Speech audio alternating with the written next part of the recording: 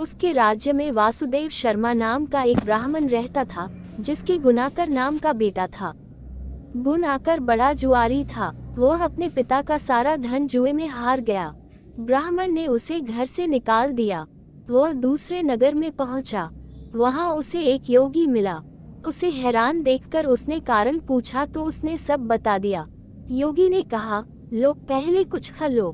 गुनाकर ने जवाब दिया, मैं ब्राह्मण का बेटा हूँ, आपकी भिक्षा कैसे खा सकता हूँ। इतना सुनकर योगी ने सिद्धि को याद किया।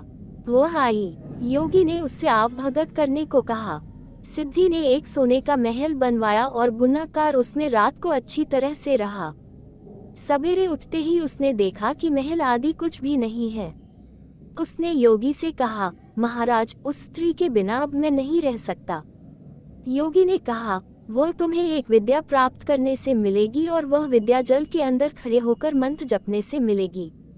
लेकिन जब वह लड़की तुम्हें मेरी सिद्धि से मिल सकती है तो तुम विद्या प्राप्त करके क्या करोगे। गुनाकर ने कहा, नहीं, मैं स्वयं वैसा करूंगा।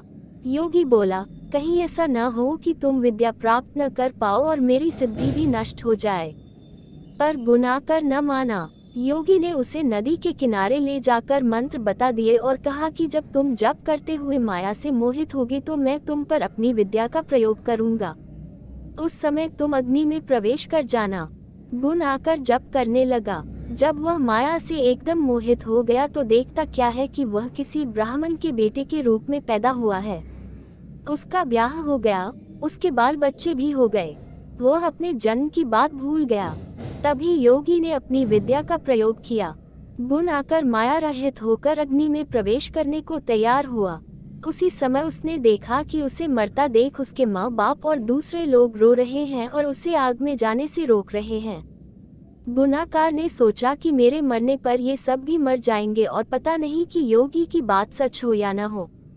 इस तरह सोचता हुआ वह आग में घुसा तो आग ठंडी हो गई और माया भी शांत हो गई। गुनाकर चकित होकर योगी के पास आया और उसे सारा हाल बता दिया। योगी ने कहा, मालूम होता है कि तुम्हारे करने में कोई कसर रह गई। योगी ने स्वयं सिद्धि की याद की, पर वह नहीं आई। इस तरह योगी और गुनाकर दोनों की विद्या नष्ट हो गई। इतनी कथा कहकर बेताल ने पूछा, राजन, ये बताओ कि दोनों की विद्या क्यों नष्ट हो गई। राजा बोला, इसका जवाब साफ है। निर्मल और शुद्ध संकल्प करने से ही सिद्धि प्राप्त होती है। गुनाकर के दिल में शंका हुई कि पता नहीं योगी की बात सच होगी या नहीं। योगी की विद्या इसलिए नष्ट हुई कि उसने अपात्र को विद्या दी। राजा का उत्तर सुनकर बेताल फिर पेड़ पर जा लटका।